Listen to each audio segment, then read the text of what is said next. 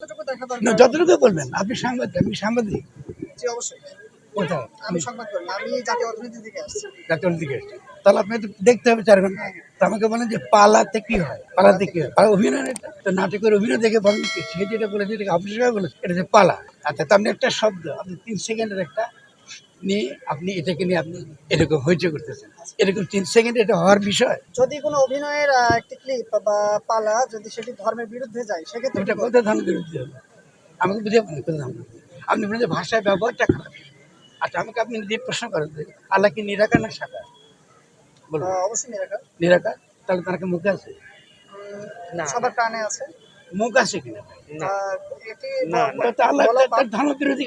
এই যে দেখবেন আপনার মধ্যে সমস্যা আছে ভাই, আপনি ওদের পক্ষে দাঁড়ালি করতে আসেন No, তো দেন, তাহলে আপনি অবজেক্টিভ আমি দাঁড়ান। আপনি আমার পুরো প্রশ্নটা করার সুযোগও দেন না, নাই। আমি দিচ্ছি আমি না। আমি বলি, আপনার প্রশ্ন করার মধ্যে যদি শব্দের ভুল থাকে তো আমি ধরা দিব। আপনি শুধরে দিবেন। আপনি শুধরে গুড, দিবেন। তাহলে আপনি আপনাকে যখন প্রশ্ন শেষ করি, আপনি যখন প্রশ্ন করছেন, আচ্ছা, আপনি প্রশ্নটাতে আপত্তি হয়েছে, তো আমি তো বলছি একটা হচ্ছে সেন্সিটিভিটি, sensitivity। যে আমি যদি বাংলাদেশের একটা মুসলিম শব্দটা শুনে আপনাদের খারাপ লাগে। আমাদের বাংলাদেশে পালাতে বারবার বলছি, আপনার কথা মানুষ যদি শুনেন, বারবারই বলেছি যে আমাদের পালাতে, বাংলাদেশে পালাতে এটা বহু বছর ধরে এটা হয়। এখন তার পাল্টা তাকে ওখানেই তার বিরোধিতা করবার জন্য আরেকজন থাকে, প্রতিপক্ষ থাকে।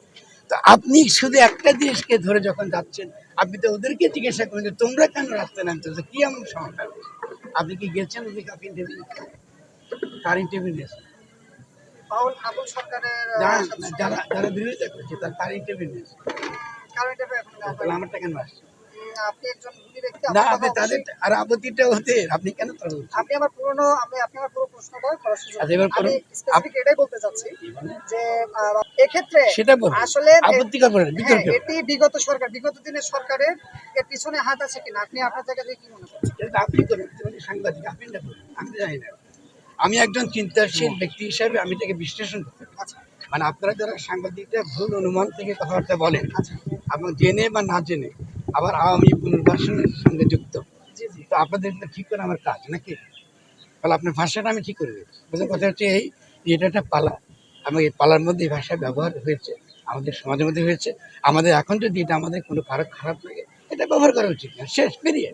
কিন্তু তাহলে এটা যখন জানেন আপনি পালা, তার বিরুদ্ধে আপনি মামলা কেন দিলেন? আপনি ধরে যান স্বরাষ্ট্র মন্ত্রণালয়কে জিজ্ঞাসা করেন যে কেন মামলা দিলেন? আচ্ছা, যদি আপনি মামলাটা না দিতেন, ঠিক আছে, তাহলে এটা জোরালো করেন।